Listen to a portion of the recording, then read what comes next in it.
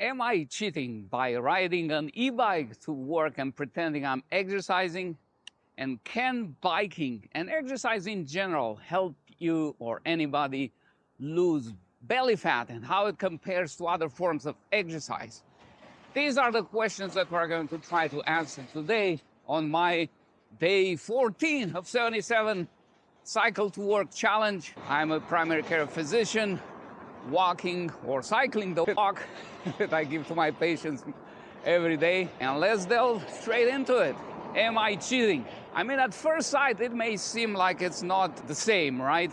When you bike, there's no motor, there's no assist. Every mile that you bike comes from your own effort. But especially for those who've never rode an e-bike, I need to explain something. At lower assist levels, level 1 or level 2, like I'm doing now so I can talk to you, e-bikes provide, relatively speaking, a lower level of assist. You go faster, but you put about a similar level of effort almost at level 1 and not much lower at level 2. So the answer, yes, it's a bit less effort, which allows me not to sweat when I go to work, but it's still effort that qualifies or falls into the category of moderate intensity effort. And if you want more objective evidence of that than what I'm telling you here, you can look at this study where they took 16 males and 14 females of ages between 19 and 61, I believe,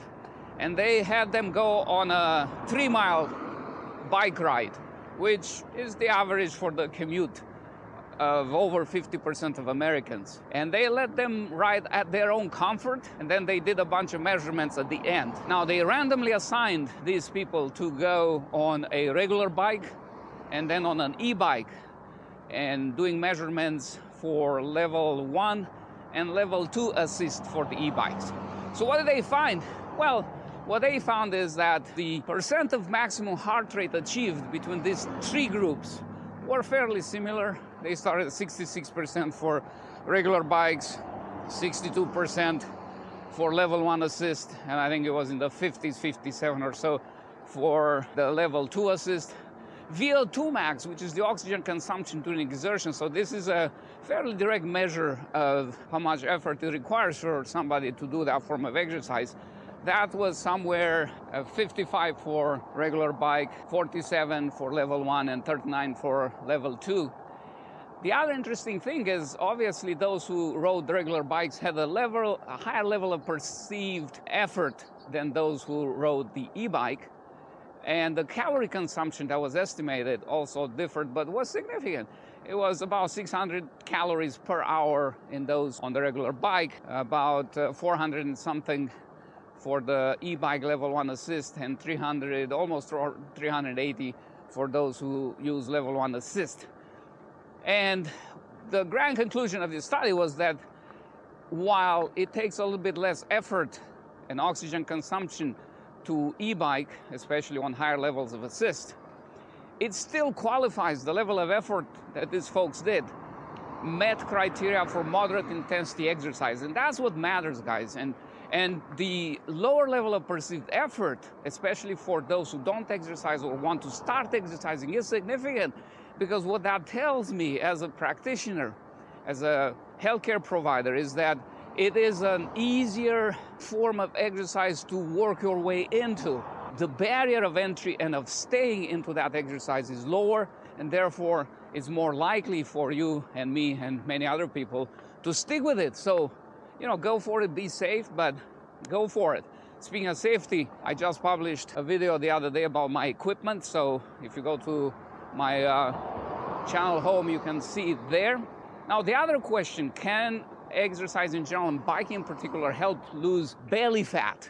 That's a big question that keeps coming up. We don't like belly fat, and for good reason. It's not good for you. So in this study, they took 15 males and they put them on a high-intensity interval training, and they compared a protocol for running versus biking for 3 months. And basically, for the biking protocol, they had these folks do 45 minutes of high-intensity exercise for maximum heart rate between 80 and 85%, and then 90 minutes of recovery. And they did that in 10 series 3 times a week, 10 repetitions 3 times a week. They did the same thing for running, except they only did 9 sessions because they were trying to match to make them isoenergetic.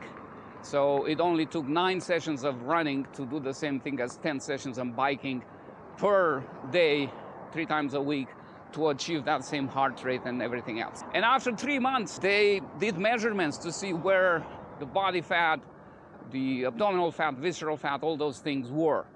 And while they didn't see any significant difference between these groups in terms of body fat, visceral fat, general body composition measured with the DEXA, they all went down a little bit. The abdominal fat went down in both groups, 16% drop in the running group and 8% drop in the cycling group. So twice as much with running, but significant also with biking, about per person on average about a pound with biking and 2 pounds of belly fat loss with running. So yes, it's possible, it can happen, but it does take some work. And if I got your attention to this point, appreciate if you consider subscribing. We'll see you next week.